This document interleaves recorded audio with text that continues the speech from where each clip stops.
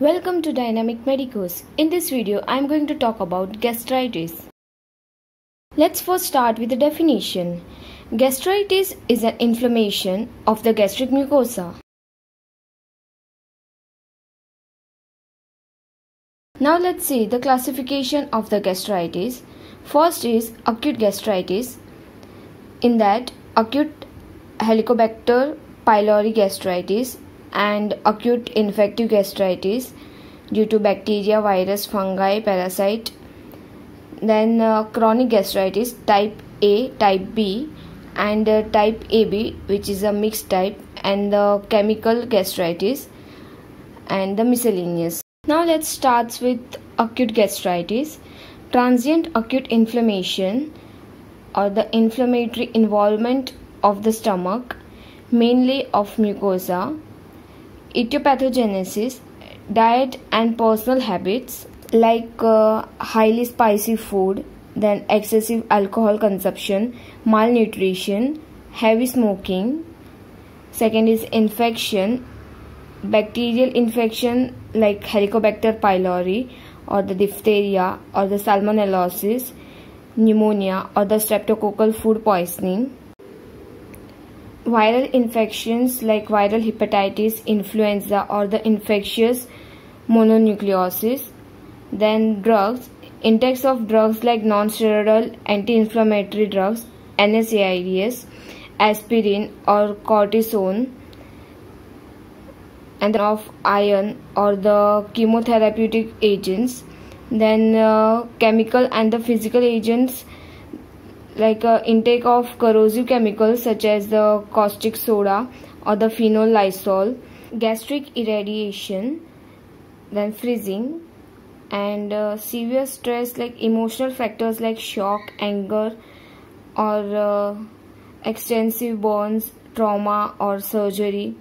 The mucosal injury and the subsequent acute inflammatory in acute gastritis occurs by one of the following mechanism, that is by reduced blood flow, which is resulting in the mucosal hyperperfusion due to the ischemia, and increased acid secretion and its accumulation due to the Helicobacter pylori infection, resulting in the damage to the epithelial barrier, decreased production of the bicarbonate buffer. Now let's see the chronic gastritis. What is its etiopathogenesis? Reflux of duodenal contents in the stomach, especially in the cases which have undergone the surgical intervention in the region of pylorus. Infection with the Helicobacter pylori is strongly implicated in the etiology of chronic gastritis and is more common associated disease of the stomach and duodenum such as gastric or duodenal ulcer or the gastric carcinoma. Next is the chronic hypochromic anemia, especially associated with the atrophic gastritis. And next is immunological factors such as autoantibodies to gastric parietal cells in the atrophic gastritis and autoantibodies against the intrinsic factor. Now let's see the classification. First is autoimmune gastritis. This is an autoimmune condition in which there is an circulating antibodies to the parietal cell.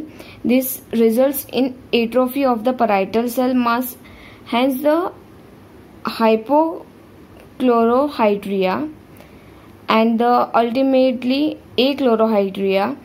As intrinsic factor is also produced by the parietal cell, there is a metabolism of vitamin B12 which is untreated may result in the pernicious anemia. The antrum is non-affected and the hypochlorohydria leads to a production of the high levels of gastrin from the antral G cell. This results in chronic hypergastrinemia. Now let's see the Helicobacter pylori gastritis.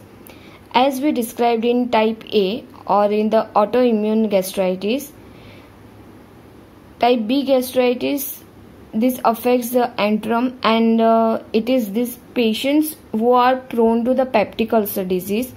Helicobacter is associated with pen gastritis, is also very common manifestation of infection, but the gastritis affecting the corpus alone does not seem to be associated. However, there are some data that suggest that the Helicobacter may be involved in the initiation of the process. Patients with the pen gastritis seem to be more prone to the development of the gastric cancer, and intestinal metaplasia is associated with the chronic pen gastritis with atrophy.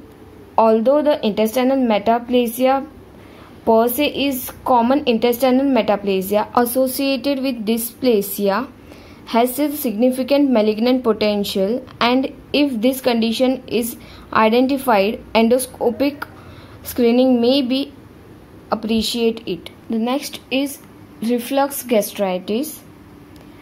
This is caused by an enterogastric reflux and is particularly common after the gastric surgery. Its histological features are distinct from other types of gastritis.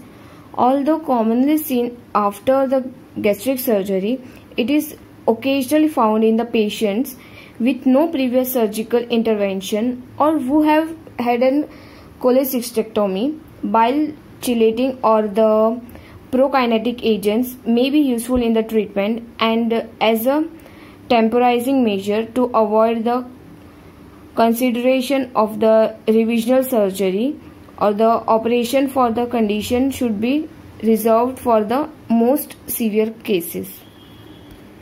Next is erosive gastritis. This is caused by agents that disturb the gastric mucosal barrier, that is non-steroidal anti-inflammatory drugs and alcohol are common causes. Stress gastritis. This is a common sequel of serious illness or the injury and is characterized by an reduction in the blood supply to the superficial mucosa of the stomach. Menetrier disease. This is an unusual condition characterized by a gross hypertrophy of the gastric mucosal folds, mucus production and hypochlorhydria. The condition is pre-malignant and may present with the hypoproteinemia and the anemia. This is no treatment other than the gastrectomy. Lymphocytic gastritis. This type of gastritis is seen rarely. It is characterized by an infiltration of gastric mucosa by the T cells and is probably associated with the Helicobacter pylori infection. Other forms of gastritis are eosinophilic gastritis, appear to have an allergic basis and is treated with the steroids and the chromoglycate. Symptoms of the gastritis include the burning feeling or the abdominal bloating, nausea, vomiting, loss of appetite, abdominal indigestion. Thanks for watching the video. Please do like, share and comment on my video and subscribe to my YouTube channel Dynamic Medicos.